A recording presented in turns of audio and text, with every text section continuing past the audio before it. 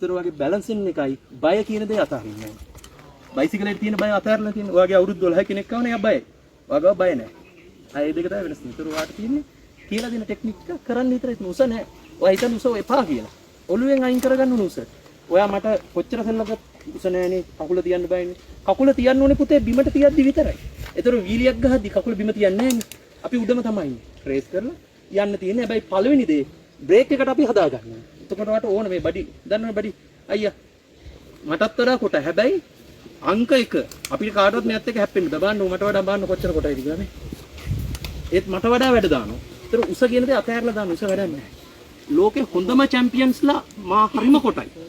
කියන්නේ රයිඩර් කෙනෙක්ට රෙකමන්ඩ් කරන්නේ 5යි 4යි 9යි ඉන්න 4යි 5යි ඉන්න හොඳම ස්ථානස්ලා. තියෙන උස ගැන හිතන්න එපා. හරිද? අපි ප්‍රැක්ටිස් කරමු මීරිගම ට්‍රක් එකේ. මේකේ තියෙන පව එක වැඩි. බයික් එකේ පව එක වැඩි.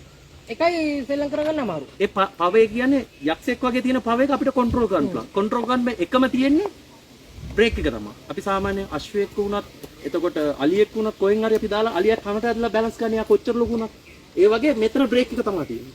කොච්චර වැඩ දැම්මත් බ්‍රේක් එක පෑගුවොත් බබා වගේ බහින. ඉතින් 1000 ගහන්න. සමහර 1000 වර්ල්ඩ් ස්ටානර්ස්ලා ඉන්නවා උස නැහැ පුතේ. උස නැහැ ඇත්තටම. උතර ගර්ල්ස්ලා ඉන්න උස නැහැ. උස ගැන හිතන්නවත් එපා. හරි අපි මේ මෝටර් ෂෝ එකේ වේලාසිනින් ඔයා එන්න. කකුල තියන්නේ නැතුව සෙල්ලම් කරලා පෙන්නන්න. ඔයාට ඔය මෝටර් ෂෝ එකේ වේලාසිනින් උදේ අපි ප්‍රැක්ටිස් කරමු. ප්‍රැක්ටිස් කරලා කම්පිටිෂන් ගහමු.